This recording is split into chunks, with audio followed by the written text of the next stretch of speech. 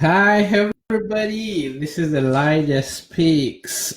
This is another episode of Telling the Story, and today I've got an awesome guest, a good friend of mine, a brother. His name is Ted Divine. This man is a man of influence, integrity, and he's just accomplished so much. He's actually an entrepreneur, is a coach, is a strategy and growth expert, is a relationship expert, is a father. He's just done and accomplished a lot of things. So my brother, it is an honor to have you on Elijah Speaks show. Welcome. Thank you so much, man. I am excited all the way from Wakanda. It's good to be Wakanda. here. I definitely look forward with you today. I was telling you, I was just coming off a session with a client, and I said I have an appointment at 6. I have to be somewhere out there with the brother. Yeah. In the US. So it's a joy to be out here today. So I believe it's going to be an amazing, amazing time. It's gonna be an amazing time. Like I always tell the audience, the essence of this show is to tell the real story that can inspire and Yeah. influence people. It's about telling the stories that people can relate to. Like I said, most of the time, people admire success, but very few people can relate to that level of success. The best way to tell the story is how did you make it from nothing to where you are. With that being said, my first question to you, State Divine, is who is State Divine? Wow, who's steady divine? Yeah. Well, thank you so much for. I guess you did an explanation and did an introduction, but I think I am definitely a passionate man from Wakanda, the beautiful, beautiful continent of And that Africa. forever. Uh-huh. Wakanda. And Zambia to be specific. I'm a life coach. I'm a transformational speaker. I'm a radio and TV personality out here, and I'm a writer. I do brand strategy, career, business. For entrepreneurs as well. So it's something that I'm practically passionate about. And I'm the CEO of Icon Management Solutions. It's a firm that deals with corporate training for businesses and organizations. I started it in 2010, and Wow. then I'm also president for the Steady Divine Network. This has been my brainchild from the beginning. So I've been doing that for over 15 years now. So Wow. yeah, and I'm only 38 years young. So Wow, man, it's kind of you have done so much in a short of time. I'm always intrigued yeah, by your journey. I was introduced to you by Dr. Shikapasha. I was trying to come up with something in Zambia that was going to empower the young people, and he literally yeah, told me that I've got a guy called Ted State yeah, Divine is the one who can help you with that. But yeah. uh, I want you to take me back a little bit before you reach to where you are. Where did you grow up, and how was it like you growing up in Zambia? Wow, that's that's really a massive story. My journey, Mhm. where I started off from, and I mean, being Zambian, I guess there's a lot of experiences that we have out here.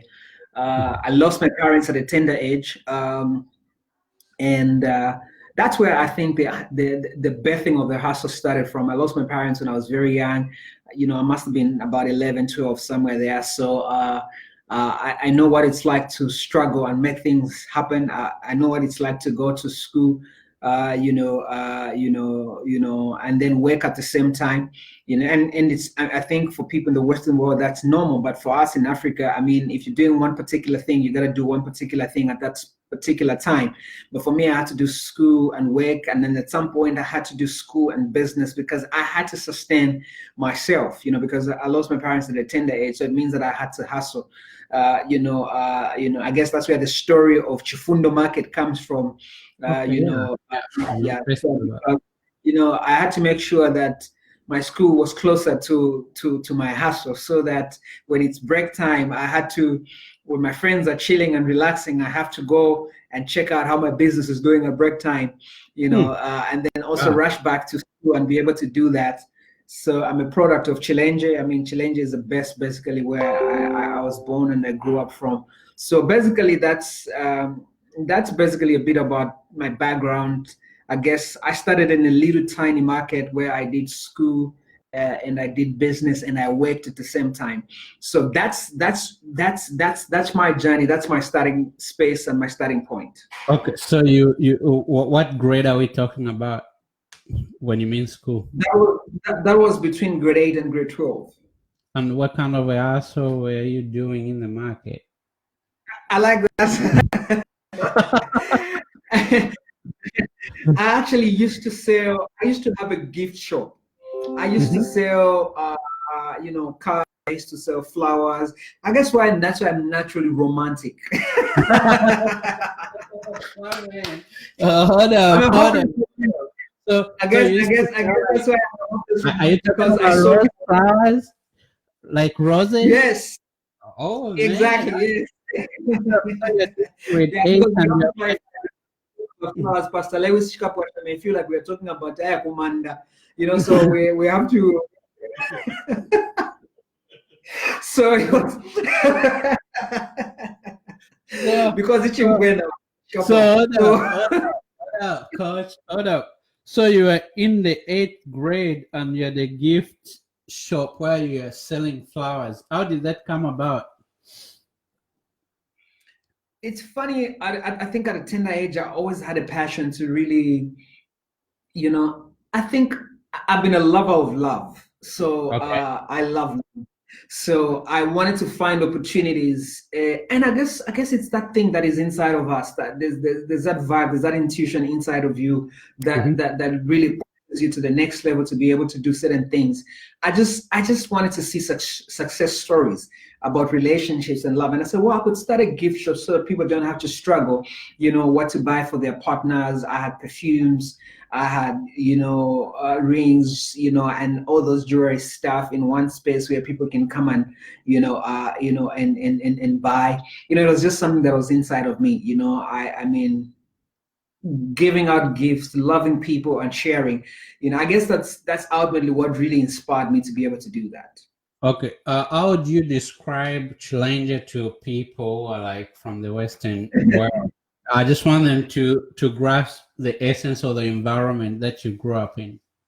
Yeah. Well, I like to say that, you see, I started my business in Chifundo Market. Even the market puts me at a disadvantage because Chifundo Market means pity. Market means pity. So so Chifundo Market means pity, So if I take pictures, and I'm proud of the place I came from, because if I showed you the pictures, it doesn't look like Wall Street. It doesn't look like Dubai. It's a dusty place, but I am proud to come from a place like that. I wouldn't trade it for anything. It's a little town where big dreams were birthed, and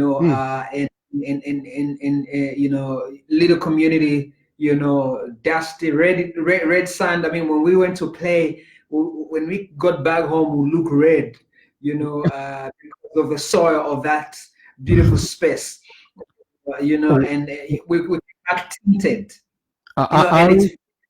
Elijah, I say that now it's improved a bit, because those days we never even had power in those things. We'd use I don't even know what you would say Koloboi is. Colorway. You, Those things yeah, like yeah. So paraffin, I don't know. gasoline, then you turn it on. Yeah. Yeah, yeah. So I mean, you would use all that. So there was no power, there was nothing, but you had to find a way to be able to work that stuff and be able to make do with what you had available for you to be able to do that. So it's not the posh and fancy place, but it's a place all these dreams were birthed. But you, Divine, Yeah. with that kind of environment, I feel like everything, was starting from the name of the place to looking at your surroundings, everything was not inspiring hope. And for me, the reason why I'm intrigued by your story is, how did you come from Fundo Market to actually building Zambia's first branding campaign or mentoring campaign? How was that transitioning? What inspired you to dream big, even when your environment didn't allow you to dream big? Man, I practically I am getting emotional. Every time, man, that's really a good question because that question really makes me emotional. I'll tell you one thing. Every time, and I never get used. Every time I walk back in the streets of Chilenja, where I grew up from, I shed tears Mm, because because and sometimes when you teach people, when you coach people and tell them your circle matters, who you are in with, who's in your circle, where you live has got a bearing and an influence on your life. People feel like we're just teaching these motivational cliches. mm, For me to be the man that I've turned out to be, I had to walk away from that space. It mm, gave me so much inspiration, but there was a time I needed to get detached from that place that I'd called home because that was comfort zone. That was home because everything I knew how to do, I did it in that environment. mm, But I had to leave that environment to go to a place where I needed to create the type of success that I wanted for myself and for the country. Because I tell people now I don't live for bread and butter. I live for legacy. I'm ooh, thinking about country, I'm trying to say, I'm thinking about Zambia, I'm thinking about the continent of Africa. mm, So I love my environment, but for me to become the man that I have become over the years and I am still becoming, this mm, is just a glimpse of what my life could mm. look like. I had to walk away from that place. And the first thing I did was I had to change friends. Oh, I had to wow. change the circle of friends. Mhm, When I changed my circle, the conversation in the circles I went to were very different because the things they spoke about were not your everyday usual conversation. They spoke about things that were unique, mm, and the first couple of months were strange because I didn't know the language, but I mm, needed to belong. I mm, knew that I belonged to that place. Man, mm. man, I'm getting Preach, yeah, preach. I didn't know the language, Preach, but I yeah. knew at that particular time that Mm, I needed this place. mm, There was strong conviction in my heart that for me to be and build the thing that I want to build, I need to change and move away from my comfort zone that I have loved. And I look back and I walk in that place. mm, I see some of the friends I was hanging out with. mm, The stories are very sad stories. You mm, know, uh, you know, nothing much to write home about. mm, And I was saved from a place like that. I mean, when you go to that place, you see a lot of these young people. Not so much dreams, not so much drive, because that mm, environment has got the capacity, man. mm, An environment you live in has got the power to shape you, to destroy you, and take mm. you to a place where you're supposed to be. And my Right. biggest blessing, and I think God has been after my neck for many years. He had to drag me from that place to take me to a place that he knew he could use me and for me to be able to create and do what I'm supposed to do, to reach out to many people and add value to the lives of many. I'm just trying to give you an edited version because of time. Yeah, we are good, man. We give people the story that they can fully grasp the essence of what you're trying to say. We're not even rushing. It's very important that we go to every detail that is important. And I like what you said. The people you hang around with have that ability to push you forward or to push you down. So with you you had to leave the environment that you knew and went into uncharted territory, which means you left your comfort zone and you had to Yeah, change your thinking, your language, your moves, your dressing in order exactly. to fit in with the dream that you are pursuing. That is very essential to actually everybody who is listening. Change just never happen on its own, just like boom. You gotta make certain sacrifices, you're gonna make certain strategic moves. And the reason why you are where you are today is you walked through that journey, you made those decisions, you made those sacrifices. Okay, Yeah. let me go to another question. So after you literally moved from Chifundo, right? Is it Chifundo? Now you are in Yeah. another cycle. Did you feel the sense of belonging, or you felt like you needed to fit in? How was your transitioning coming from literally nothing to now being in a big boys club, if you know what I I mean? know. Well, I think, man, if you desperately want your dream to happen, you will take steps that will make you uncomfortable Ooh. because you will walk away from your friends. Mm-hmm. You will walk away from your comfort zone. These are people that it's not a struggle. They understand the language of the hood. They understand, the moves. They know every loophole. So if you move and step into a new space, that new space has got a different language. So it means I had to give up a language from where I was coming from to be able to adapt to this, new environment. And for me, what kept me in that environment is because I wanted more. I wanted much for my life. So I had to make the sacrifice. I had to make the move to be able to say, I will walk away from what is familiar to go into places that are not familiar because this is my dream. This is what I want. I want better. There's something that was, and I believe, because I'm a Christian, so I believe dragging me to the place that he wanted me to be and supposed to do. So I think I had to fit in because that's a place I wanted to be. Because you can't say you want better and still want to cling on to what is not better.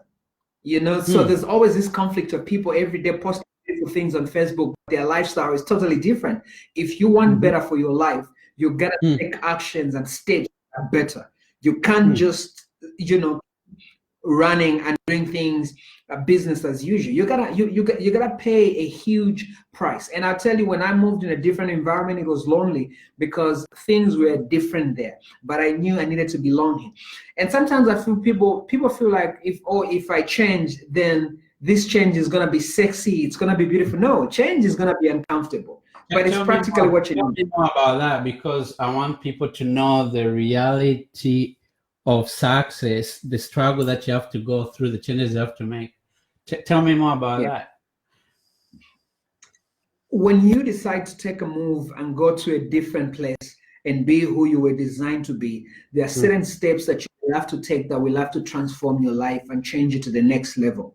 So you have to make a lot of sacrifices, because then there's a huge price you have to pay to belong to this new space of success, to belong to a place of your dreams and the things that you desire and the things that you want.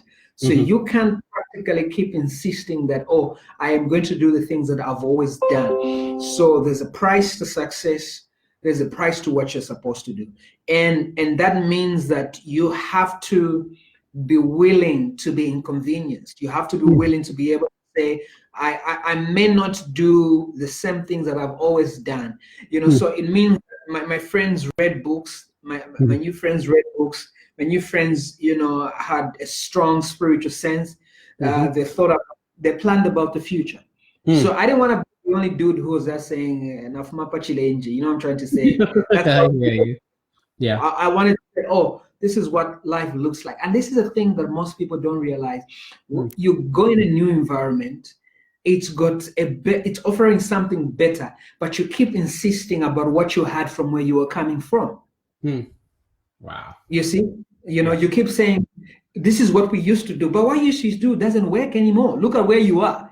You know, you understand why do you keep That's saying good. where I'm coming from, this is what we used to do? It has not worked for you. It has not worked for all your mates. But Mhm. here, there's a new opportunity for you. There's a new space for you to be able to entertain new possibilities of what needs to be done. Wow. But you're telling people where I come from. It's the same, you know, it's the same like this thing people like to say, this is how I am, I will never change. I am the same. I say, hey, you're not Jesus, you're not Messiah. Only Jesus is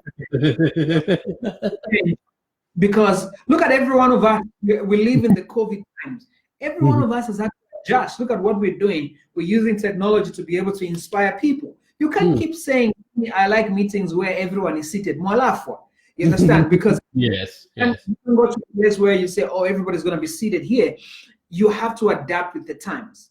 But what is killing a lot of people and why people don't smell the success that God designed for their lives is because they keep talking about the past. They keep talking about where they're coming from. They keep talking about this is how we used to do it. But even the things you're bragging about, there's no fruit, there's no result about the things you're bragging about. You have an opportunity for tomorrow to do the things that you can do to be able to add value and change things in your life, in your family, and your generation, and build a legacy. Oh, that's so good, bro. That's so good. I hope you guys are listening and really learning something. So, Stead, now you are from Chifundo and you have got new friends, new mindset, and you are ready to take off. Um, what was the first thing you wanted to accomplish at that very moment when you changed the inner circle? What direction were you heading towards? What was your vision at that moment? I'll tell you one thing I tell young people. I've been on national TV now for the last 15 years. I do TV. I've been on, I mean, I've been blessed with amazing platforms out here in our country. One of the things I see a lot of young people come to me most of the time. They always tell me, say, hey, Coach Steady, I want you to hook me up. You know, I want to be on TV like you. You know, I want to be a celebrity. You know, I want to go to and I always ask them the question, says, why do you want to be on TV? I just want to be known. I want people to know me.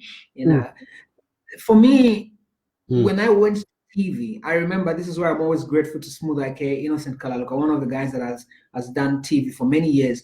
When I mm, went to him to speak to him about what I could do, what drove mm, me there was vision and passion. mm, mm, I've always wanted to see people live better life. And I like mm, to say that I think the first year of when I did TV, what drove me there was passion. You know, I just mm, went out there, I just dived in, and I was just speaking out. I was just speaking out. You know, mm. I was talking about healthy relationships. I was talking about motivation. I was speaking about dreams. I think Mm. for me, it was that passion. It's that Passion. desire you know that desire to see people become better. It's that desire to see people make the best decisions. That's a thing that pushed me out there. So there was nothing like I want to be known. So by the time Mm, people I go to places now, almost, oh, I see you on TV, you mm, inspire me. That mm, came in as a last, you know, mm. thing. It wasn't the first thing on the agenda. But most people today, they wanna be on TV, they wanna be Want to be famous. popular without substance. Exactly. So, you know, Okay, you just want that's people to clap for mhm. you, and it doesn't work like that. Wow. So your passion drove you to Yeah. what you are today. You had a mission. You wanted to inspire people and Yeah. help trying to change men's lives. So you're from Chifundo now. You're on TV. Tell me how it felt for you. You're like, dang. Did you ever think that was a possibility that you'd be inspiring people, millions of people through TV, or how was the feeling? I really think because my passion was like I was so consumed by my passion that there was less of me in the Yeah, picture. that's I good. was That's there, but I was good. not in the picture. My Hmm. focus was the message I was trying to deliver. My focus Wow. was let me see how I can help people become better. This is why a friend of mine, I live with a friend of mine, he always Mm, tells people, Pastor mm, Sydney, I mean, I mm, live with him in the same house, you know, mm, he always tells people and says, the things you see this man do, he's been doing for many years. Even mm, when I lived with him, I'll be on the phone, 1 a.m., mm, 2 a.m., mm, midnight, mm, you know, helping people from my mhm, radio show. my TV shows. I'll stay up at 3 a.m. Just trying to help people. And he always look at me and says, "What are you always doing on your phone?" He says he realized that, hey, this man is passionate about what he does. He wants to help people. He wants to add value to what he's doing. So I think there was less of me and there was more about people with the bigger picture. Instead, it was a lesser picture in the picture, if I would use a term like that. So if I could help people become better, then I am happy for me to be able to do, so this is why sometimes until today, when I walk, when I do what I do, people like, "Oh, you're a celebrity, you're a public figure." I like to say, "Oh, okay. Oh yeah, I'm on TV." You see what I'm trying to say? So because my mind is focused on helping people, my mind is focused on adding value.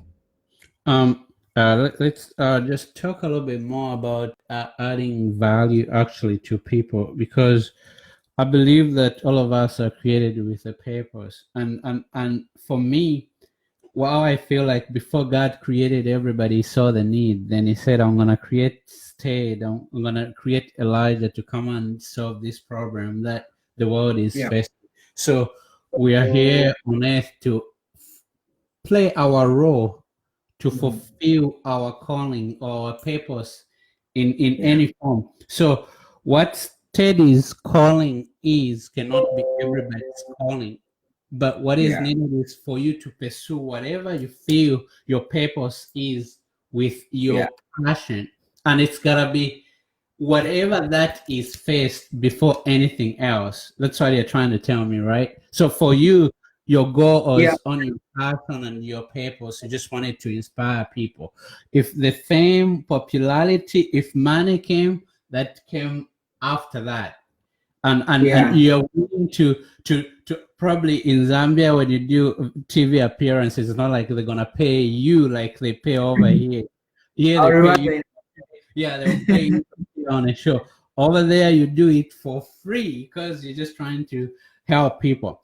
After that, now when you're on TV and you're doing what you love doing, you started now building these campaigns that was even going to actually affect more people. You are raising leaders, empowering the youth, helping the couples. So is that an extension of your passion, the campaigns that you set up?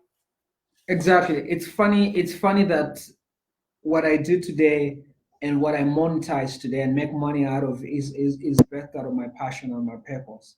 I told you I was just coming out of a client session. I was doing a career coaching, session. This morning I had a brand strategy for a client who's building up 2 brands. So I'm helping them navigate and design, their brand, which is how to, like everything there is to design and build up, brand, your brand, whether it's your business, whether it's your personal brand. So I do all those. So my day has been packed. That's my passion and my purpose.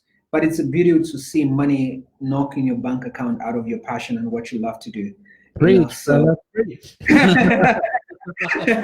Right. So out of that passion, you are able to live your life, live your dream from your passion and the things that you love to do. So I think for me, that's where everything was birthed. I built out Icon Management, and it's tied to my passion because it's people driven. I mean, I help corporate executives, I do team building, I do customer service, I do leadership. I do all these conflict resolutions. I facilitate for businesses and organizations. It's people related. It's tied. It's just that it's got so many facets, but it's tied to my passion. You wake me up at midnight, I will do whatever I need to do because it's in me. It's my heart. And then I go to the Steady Divine Network. It's building. I had to design something that is very corporate, and I had to also design something that I could pass on legacy. To my next generation, the Steady Divine Network, but be able to, out of that, the Steady Divine Network, that's where the I brand has come from. The Smart Woman movement has come from there. The Legendary Men has come from there. The 5-star wife has come from there. Out of that one particular thing, then there's a face of my brand and my passions exhibited from that, front. So you can imagine creating and birthing out. And now I recently launched out another product called Before I Do. You know, helping people now, you know, with relationship, because relationships are going through difficult times, you know. And then at the same time, I did the divorce recovery coaching program because people are going through divorces, you know. So it's building all these things that are my passion. It's people related. It's people related. So what intrigues me about your journey and what you're doing is this. You understand people so well, and you understand the needs of people. So instead of just creating a campaign that caters to everybody, you have got brands that speaks to a specific people Yes, and a specific exactly. target. So within one company is many branches. But me being an entrepreneur, I actually commend you for taking this intricate aspects of one company and being able to create a system that functions so well, and at the end it produces great products. How Yeah. do you manage to do all these things at once? Well, you're firing me good questions, man.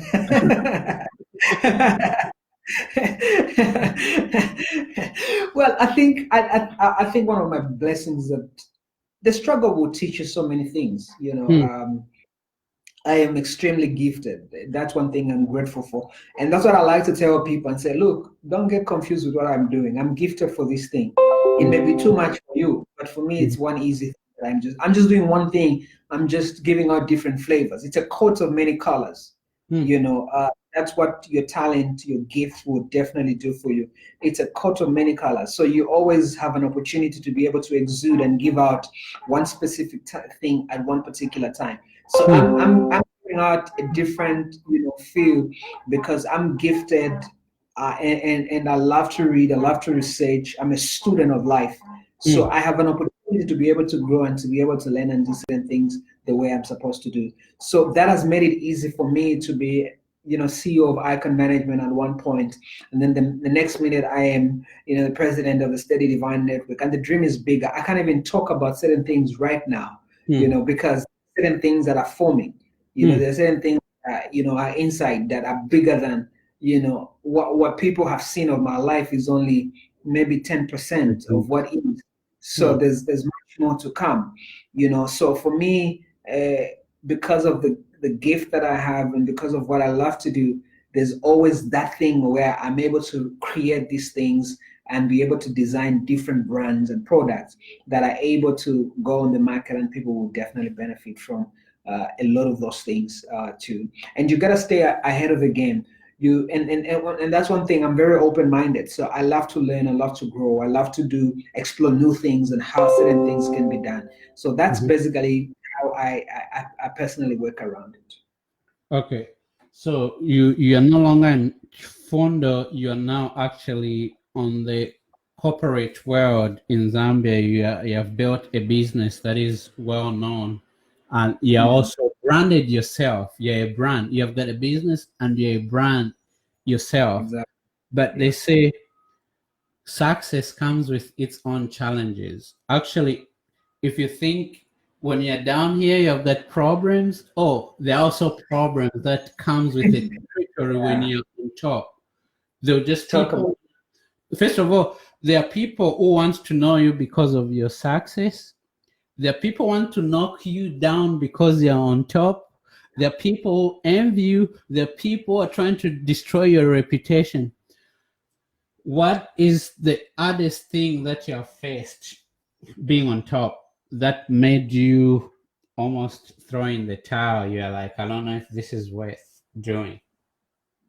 I think sometimes the toughest thing is that sometimes the people you're trying to help are the ones that are trying to assassinate you. Tell me more about that. Tell me more about that. So sometimes the people you want to help, the people you are taking bullets for, the people you're going extra for, are the ones that are coming out there. They're coming after your life. When I created and designed, you know, the Smart Woman movement, because I was sick and tired of seeing Zambian women just being reduced to just being wise or mothers at home and are saying, hey guys, you can go to United Nations, you can become CEOs of big organizations, you can become directors, you can do all these things. Just because you're a woman doesn't mean you're limited. And taking that message at that level was hard, because it's like most women were confined and conditioned to be at a place where they'll wait for a man to do what he's supposed to do. So whatever whatever you are doing and whatever you're bringing out is basically your wedding. And I kept saying, hey guys, we built this brand for you because we want to see the smart woman, the women that will shape the face of this country. We want to see women. If you're good in the bedroom, you're good in the boardroom too. So you can't just you can't you can't just be a woman that is put out there. But the women you're fighting with sometimes sometimes become the ones that are coming after your life and your neck. So it's really not easy. But also, like what you said, it's when you're successful, people don't see you. They see the things around you. And it becomes very lonely. It becomes very lonely because people, one of the things I'm sure I will put in this for Dr. Leo Shikapwasha. One of the things he doesn't understand is that, people don't marry you, they marry the oil on your life. You understand? Hey, Doc, are you listening in Australia? Did you hear that? He's awake in Australia. It must be, I think, about sleeps late. I'm sure he's tuning in all Australia. Yeah. He's listening. Yeah. It's very lonely because you would have somebody who likes you and they say, oh, you're talking about steady divine. It's about steady divine. I says, I am not that. I am me. It's people don't see you the right way. People associate with you because of what you've done, and it's a good thing, but I want you to cross beyond that, because there's a man behind, when everything is out, there's a person behind all these things that I've built and everything that I have done and everything else that I've achieved. There's me, because I think being at these places, people don't see you correct. People don't see you. People don't see you. They want to come for that bank account, bro. They want to come for that status. They want to become successful through proximity, but that's not how it works, right? Exactly. Success is not sexually transmitted. So. And do you know the other thing I realized? It's almost like when you achieve a certain level of success, it's almost like you start building up guards, because you want to read the intentions of everybody want to get close to you, because you just don't know what they want from you. You know what I mean? And that goes to business, to personal life. You just want to become careful, and sometimes it becomes so tiring. You know what I mean? Like, for I instance, agree. I'm so tired. I'm telling God, and say, why will people see me?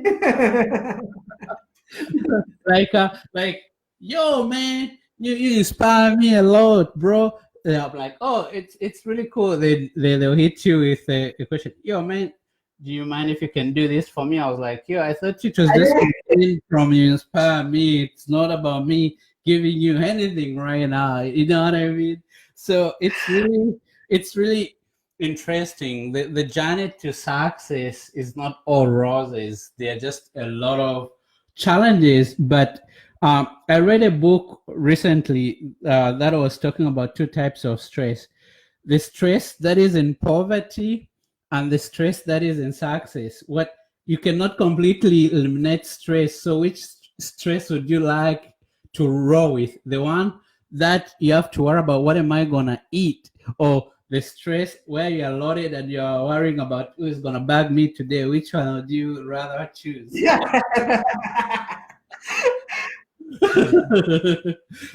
So here is another question. When you are elevated in the society, you have got a certain level of a status quo that people look at. And I come from a country, Zambia, where status quo is everything. People will value you based on your status in the society. So you came from Chifundo, you've got a status quo nationwide in the country. How do you manage to remain humble? I man, I really think that's a key thing, because once you know what brought you to where you are, Hmm. you're gonna stay calm. Once you know why you're where you are, because some of us know that it's not because we're good enough. That's why, I mean, we're gifted at what we do, Hmm. but there must have been a bigger force that was pulling strings for Steady to be where he is today, Hmm. and for me to take credit for things that I didn't create, for me to take credit for things, I mean, it's definitely God's grace. I will not take credit for what doesn't belong to me. Hmm. I am only a steward of what has been entrusted in my care. So what I've been given today is not even about me. What I have today is because God said I could trust you and I could give it to you. So when you're a steward, you really understand what really matters for you. This is why you won't go around flashing it and giving it, because you know it doesn't belong to you. You know you're Mhm. just, it's entrusted in your care. You Mhm. know, because I'll tell you one of the things, and I say this, and I keep saying it in all my interviews. A couple of weeks ago, I was into somebody asked me Mhm. a question that I think has been what I've been sharing with most people. Somebody said to me and says, if you had an opportunity to become and pick one successful person for a day, who Mhm. will it be? And I said, I would pick Stevie, Mhm.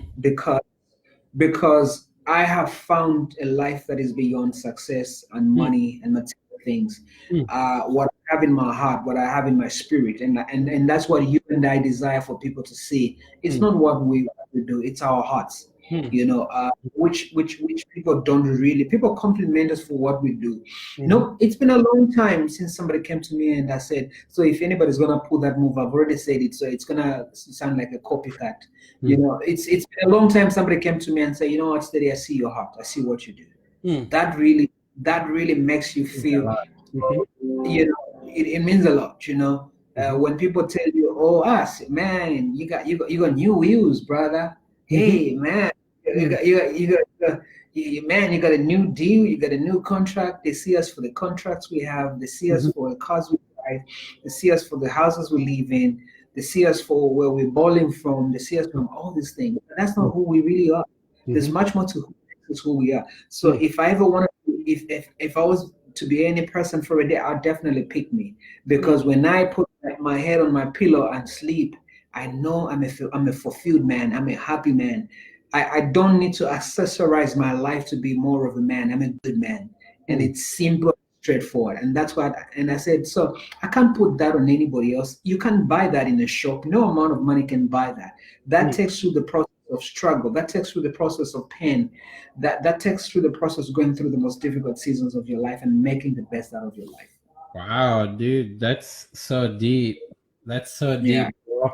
yeah. I feel like there's just a lot to learn from this conversation. It's about knowing what's in your heart. It's about intention, because sometimes most of the things we acquire on material level, they can disappear. And if somebody said, "What will happen to you? What will be left of you if we take your car, your house, your Mm, title, and we want to leave you with your name?" mm, What do you got left? exactly. So at least you Mm, got a man with a big heart, because the heart is the source of your passion. Your mind is the source of your dream. So everything that you give birth starts with you. You know what I mean? yeah, So you yeah, cannot shift the balance of your value from you into the physical things that you acquire, because so true. you uprooted, and when you uprooted, nothing is left. So you better focus on you and what is in the heart. That's how you're gonna stay rooted, humble, and achieve that success and keep on moving. So this is another thing, because for me, I want to reach out to the kids somewhere in the village who have nobody to inspire them. What are some of the things you can tell those people who they feel like the country has failed them, the environment has failed them, the parents have failed them, they don't have anything going on? What can you tell them? Wow.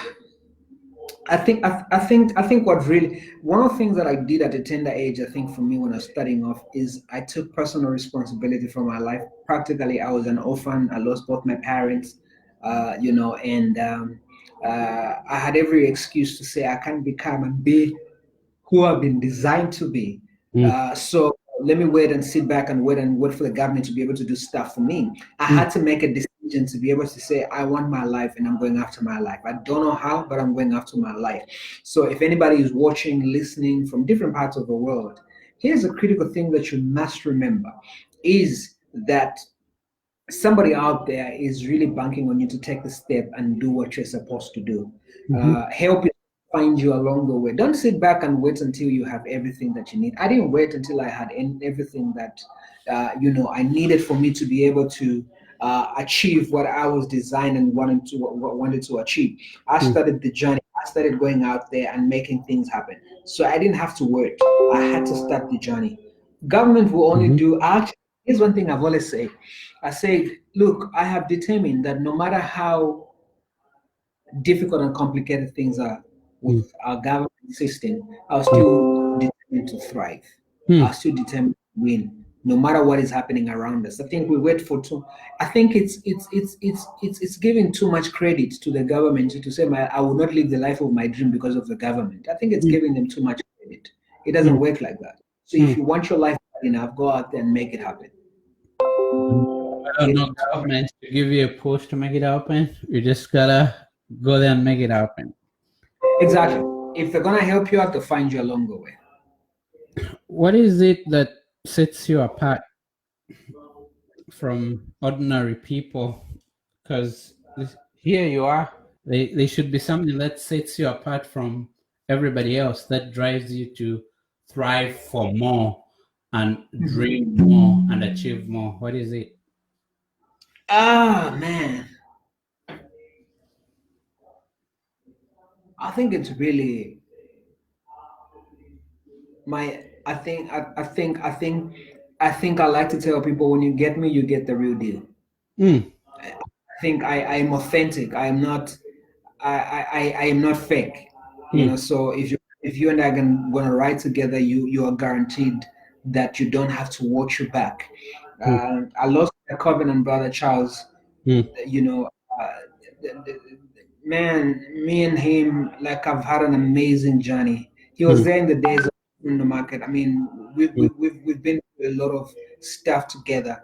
mm, When they saw a relationship, somebody said to me and said, "Wow, I admire your relationship. I'd like to have that relationship with mm, you." And I said, "I can't guarantee that that relationship is going to happen, mm, because I think certain relationships are divine, you mm, know, and I think for me that's what I value relationships. So anybody that walks comes in my space, and this is why, Elijah, I said to you, this is why for me, I don't cheapen access to me, because I know if I walk in your life is going to become better. You're not getting a liability.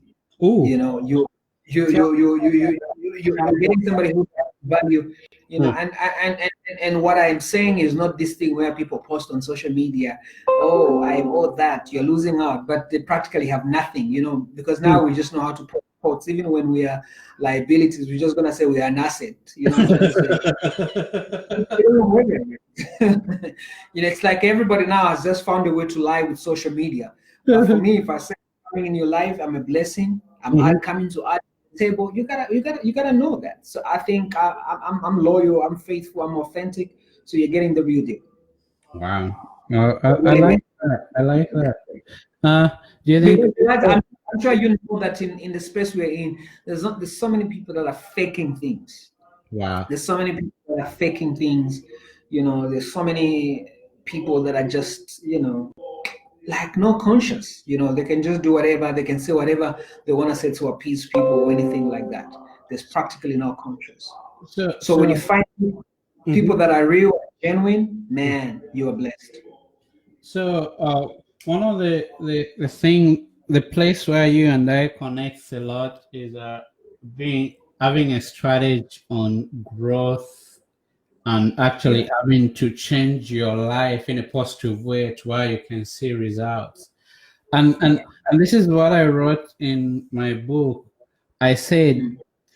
if I am clubbing every Friday and Saturday, my life can never be the same as a person who attends a growth conference on Friday and Saturday. Because when I go to a club, I'm going for entertainment. When I go to a seminar, a conference, I'm going to invest in myself. And I want to invest in myself so I can grow and become a better person. So I feel like one of the things they've been able to do so well, especially teaching young people, is how they need to actually be intentional about personal growth. You know what I mean? Yeah.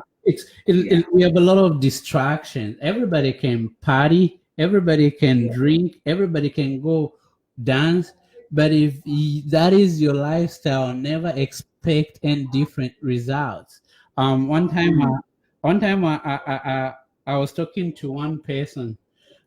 This person was like, "Hey, man, I wish I can have the life you have." I was like, "Oh, really? So why can't you have it?"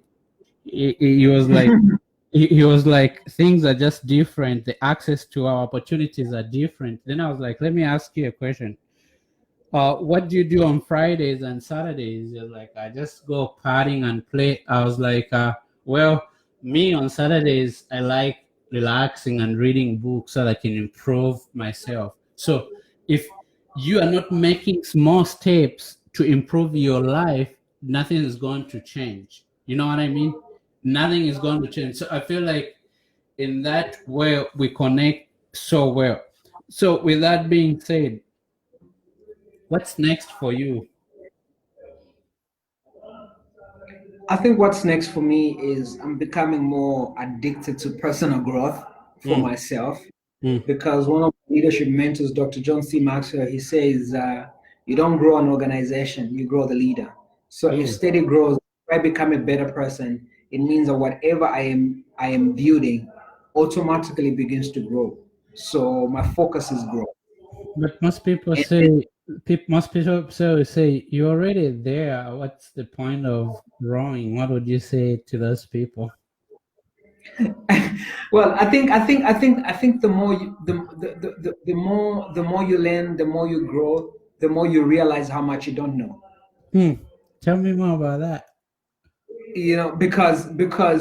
Because you realize that if I know this and I hadn't known this thing for the last 38 years of my life, Hmm. then there's much more where this is coming from, where this is getting birthed from.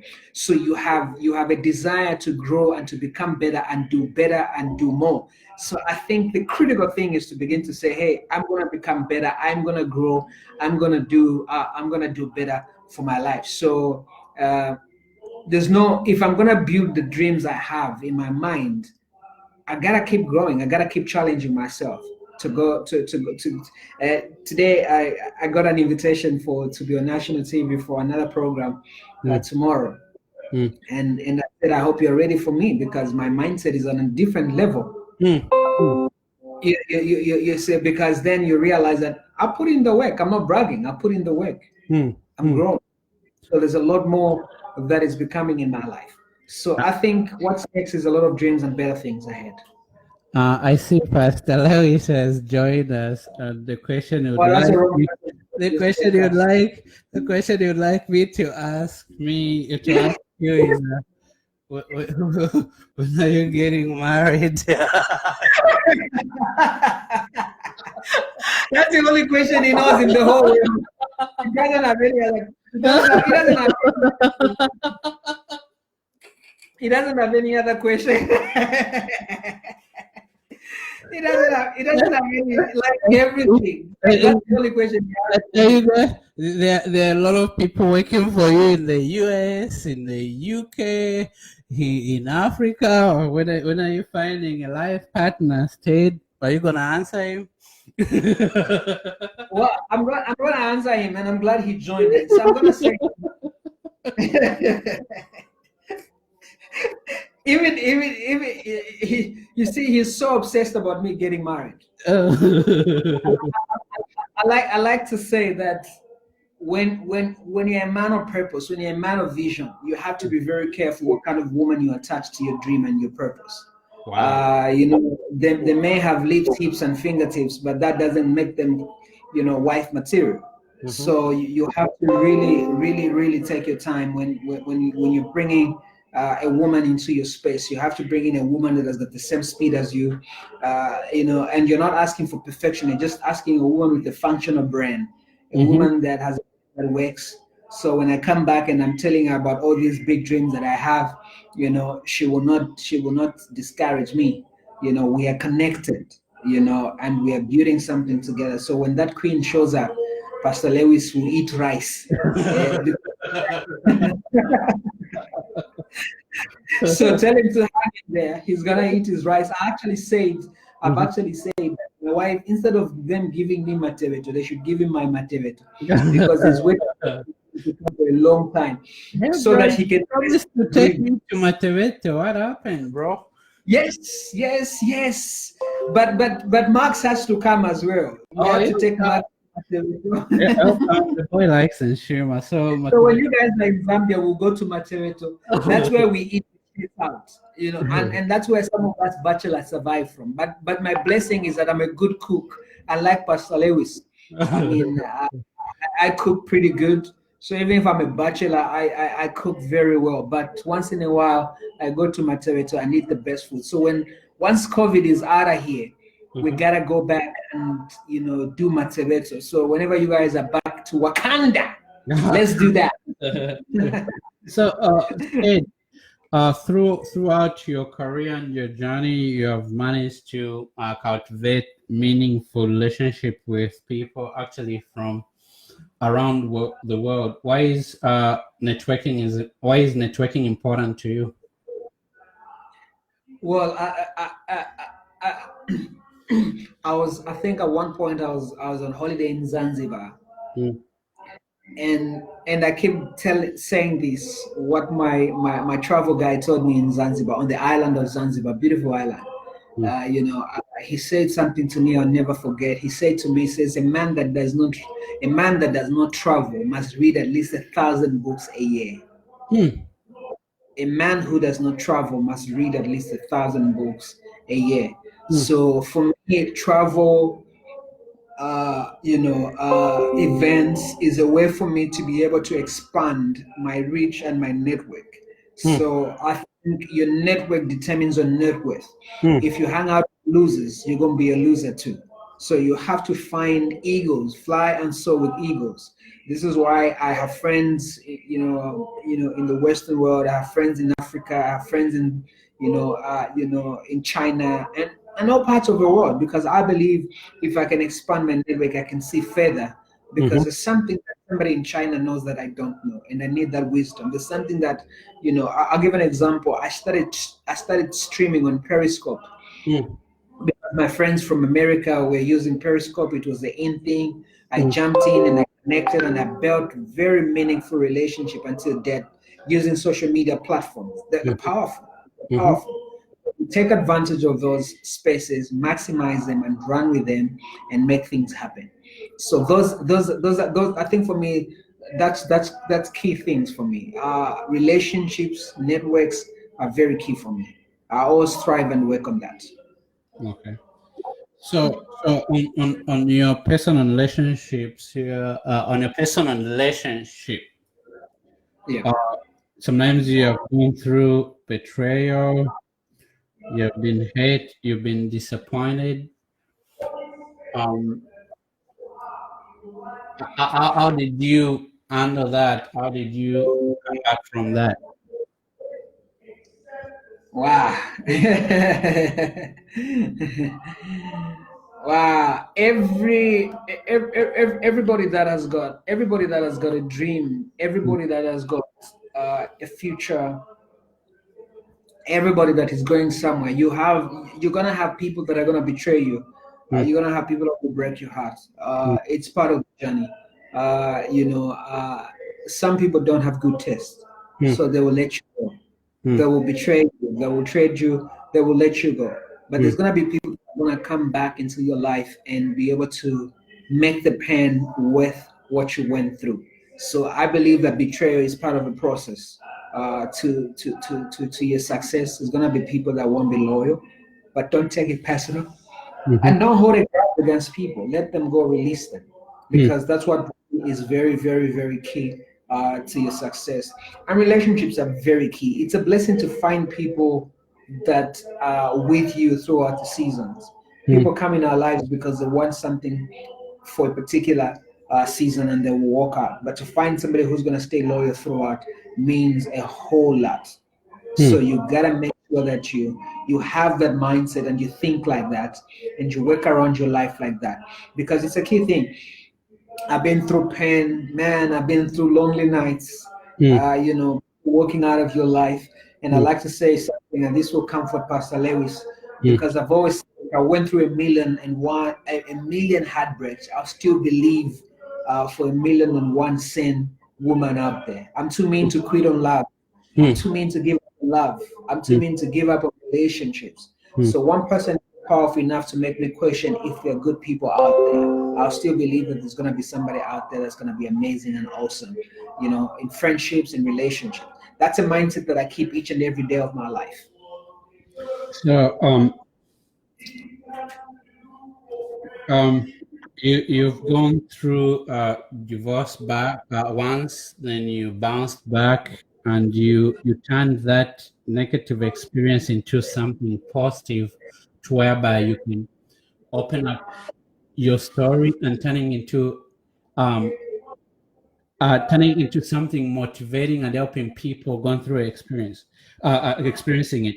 What I've realized is this: when we live in a Christian community, some people have got double standards. You know what I mean? They will judge you based on what they assume it's your sin and your failures. Then they'll hide their stuff because your sin seems to be on the display. You know what Exactly. I mean? So for you, who was there encouraging, building up people on the televisions, helping people deal with their problems, finally you're hit with your own problem. And I can assume people are like, that guy, he thinks he's all upright, he's strong. Did you hear that he went through divorce?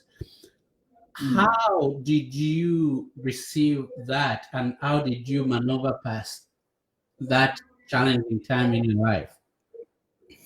Well, this morning I was actually thinking, I said to myself, my divorce saved my life. Wow. Uh, uh, and I know this, like you said, this may offend religious folk, Mhm. but I am glad I went through that divorce. I am glad that when I at the point I knew that that marriage was not working out, I didn't stay there and force it. I Mm, didn't stay there and cry. mm, We just said, hey, listen, dude, it was nice knowing you. mm, As tough as it may be, we just need to be honest enough that this is not it. mm, Nothing personal. You're not a bad person. I'm not a bad person. But the mm, decision has to be made. I mm, like to say, mm, when that decision, I like to say this, Elijah, and I say it with all conviction and all honesty. mm, I did what most people don't do. mm, When I realized the marriage was not working out, I didn't stay there and start convincing myself and pushing myself that it's gonna work out. mm, mm, mm, I had to make a decision to walk away. I had to make a decision because I knew mm. that it was away. If something is not right at the beginning, it can never be right at the end. Wow. Wow. Shed more light on. Mm, Sometimes we get together, we get into marriages, we get into relationships, we begin to date people. We know that we are not supposed to be with them. I like to call it the shoe syndrome. mm, You go to a shop, you find a shoe that you really like. mm, It looks fly on you, mm. but it's not your size. But you keep trying to push, your big toes like mine into that shoe that doesn't fit you, That doesn't fit you. because it's fancy and sexy, you Mm, know. mm, And you keep pushing, you keep forcing. I mm, remember I had a shoe when I was young, I had to, if I walk a bit, I'll have to pour water so that heat will not be able to kill me. And what begins to happen at that point is that you begin to destroy something beautiful. You begin to destroy something very good.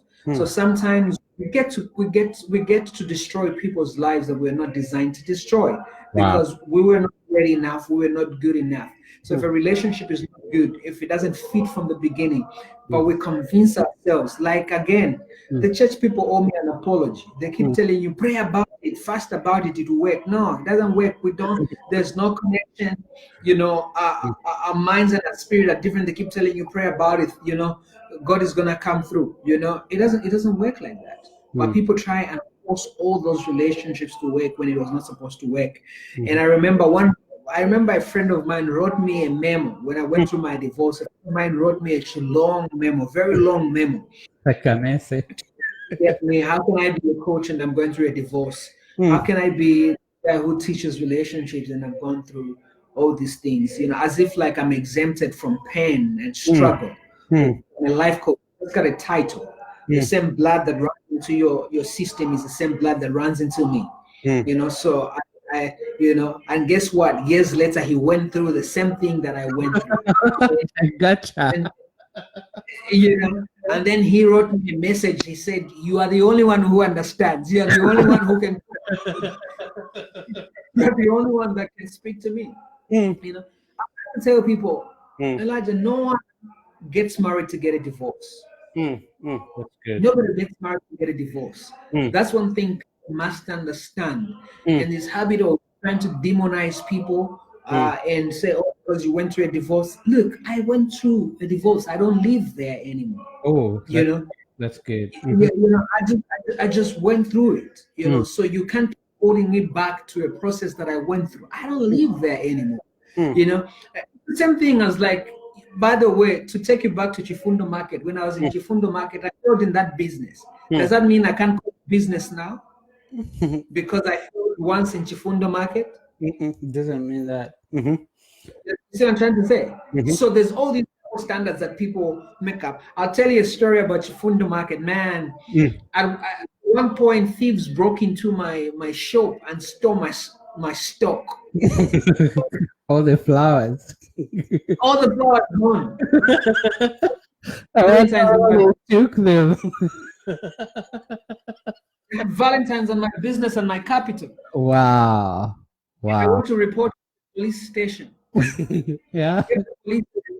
And I gave them the suspect. 2 days later, I found the police drinking with my suspect 3 meters away from the market. Now. You're killing me. For real? You see. So I feel over and over. Wow. I've been through a lot of experiences. I've gone through things. But it's what makes us who we are. And I look back, I have an amazing 11-year-old son. Marriage didn't work. But I look back and I say I'm grateful for what that season.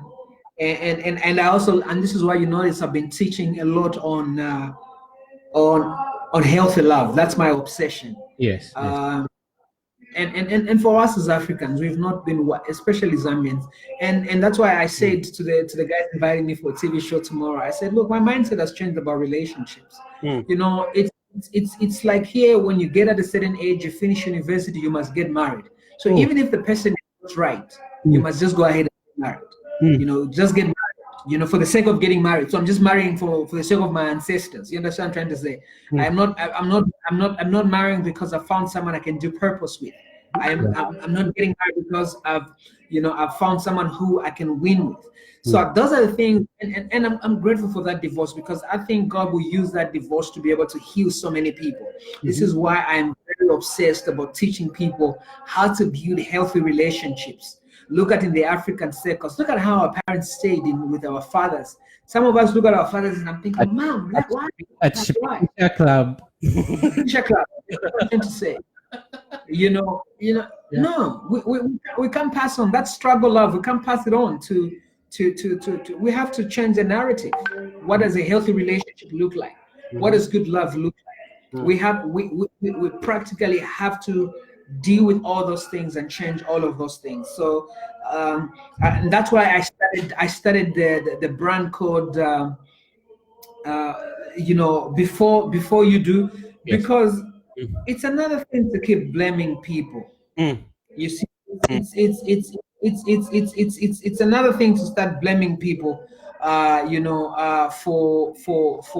for having bad relationships. mm, Uh, you know, it's another thing to prepare people. So I said, I'm not gonna blame people for bad relationships. I'm gonna create a solution. mm, Before you get married, mm, go through coaching. Before you say I do, go through coaching so that you realize that what you're doing, is something that is going to help you become the best that you're supposed to be. mm, So it's very key. Now I also have studied what I call the divorce recovery coaching program, mm, because people go through divorces and not so many people survive it. mm. I see a lot of my friends. I mean, I met a friend of mine who's been through a divorce. It's a mess. Wow. How Wow. do people recover? Mm, Because we don't have those systems where we bring in people to say, hey, you've been through a divorce. mhm, Don't let this season of your life define who you are. mhm. There's life after this. Yep. And I came to realize that actually going through divorce is like losing part of you, because you had somebody who came into your life and you're building a future together. Now you gotta let them go. So there is a grieving period and a mourning period to where you have to go back to yourself. And sometimes people get into the depression that they can never recover from. So what I admire about you is you turned something that was supposed to be negative into positive. So it's Instead trying of to it, kill me. yes, instead of it destroying you, you turn it into positive and they're using it to help people. And I think that's what life is supposed to be about. We should not a setback become our end game. It ends there. We can turn a mistake into a lesson, and it can help us move forward with a clarity of what we want to achieve. So as we are coming to the end, I'll get this other last important question. What legacy do you want people to remember you for when it is said and done? And I think losing my covenant brother the past, weeks has just made me realize that Mm, all these things are vanity. mm, Everything mm, that we've been able to say about him is about how much he sacrificed for other people. I mean, mm, Charles was a gentleman that, you know, even in his state, battling cancer, battling with his health mm, and all of those things, the guy that went out of his way, mm, helping out people, adding value to other people's lives, you mm, know, everybody keeps talking about, mm, and I think that I want the same to be remembered for the lives and mm, the value I added to other people. mm, How much I impacted people, how much I loved people. mm, I tell people mm, that I'm in a season where I have to live right now. My heart is broken, mm, but I have to let pain and purpose live in the same place. mm, You know, because it's what I'm experiencing. It's what I'm going through because I've lost someone close to me, mm, and I like to say that the next seasons of my life are gonna be very lonely mm, mm, because of was part of my life that changed my life in the most amazing way. mm, That it's gonna take a lot. It may take a lifetime to be able to recover. mm, From that phase. And I mm. also want an impact like that. I Mm. can't believe that I can't pick up my phone and be able to call him. Wow, that's hard.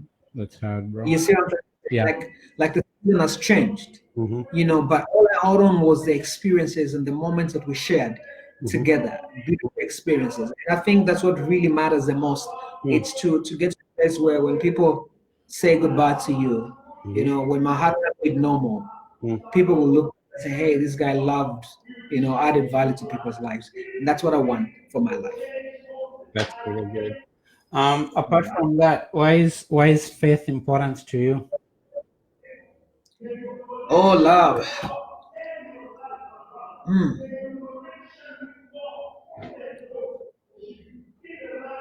I don't think I would be the man that I am without my walk with Christ, being a believer, being a Christian, devoted to my love life with Jesus. I Mm, don't think I would. I actually like to say, I have a statement that I say and says, I don't know how people do business without Jesus. mm, I don't know how people stay sane without a God factor in their lives. I don't know how they do it. mm, I guess maybe that's why some people feel like they're doing it, but when it's late in the night, they struggle and they have battles inside of them. mm. I think for me, Christ is the center of my life, my decisions, whatever I do, whatever I work around, Jesus is at the center of everything I have. I'm not ashamed of my walk with Him. It's everything that I have. You know, I wouldn't trade my walk with Christ for anything. It's the most critical, powerful thing that I have in my life. Wow, that's very good. I like that. Any final remarks to my audience who have been listening to us talk or share our stories? What are the kind of encouragements or advice you'd like to offer them? And they're from all over the world. Well, I like to say is, you know, I think the key thing is invest in the right things, connect with the right people, and you know, keep growing, keep desiring growth, keep desiring to become a better person, keep desiring to stretch yourself, to do more and create success for yourself and design a life that is amazing and powerful, you know, and believe in the possibility of what can become of your dreams. And Mm, I want to say that I wish I could tell you it's going to happen in a day. It's mm, going to take years. It's going to mm, take months. mm, You know, if I told you it will happen tomorrow, I would be lying to you. mm, You gotta believe. You gotta trust that it's gonna be a process. And that's one thing, Elijah, I think I've taken over the years. The process mm. is inevitable, but people are looking for something that is microwave in a twinkling of an eye. It's happening. It doesn't work like that. It's No gotta be a process. process. There's gotta be a process. So Wow. be willing. Knowledge is not power. You've heard us speak and share our stories. Mhm. Knowledge is not power. Only the application is what becomes the power. So Wow. when you apply the wisdom that is out here, that's when your life is gonna become. Wow. Man, I'm so thankful for you to be on my show. And again, the intention is to inspire somebody there who is in a hard spot, dark place, doubting themselves. That if you've got faith, you've got a drive, you've got a dream, anything is possible. Never be scared to face what tomorrow brings. You gotta keep on pushing. And my brother here just laid out and shared a lot with us. I hope you're never gonna take this for granted. You're gonna take these words and put them into action. So, my brother, Yeah. I'm so thankful for you for being here and sharing your life experience with us. It was truly an honor. And I'm going to sign out till we see you next time with another episode and with a new guest. Thank you so much. Thank you. Thank you, man. God bless you.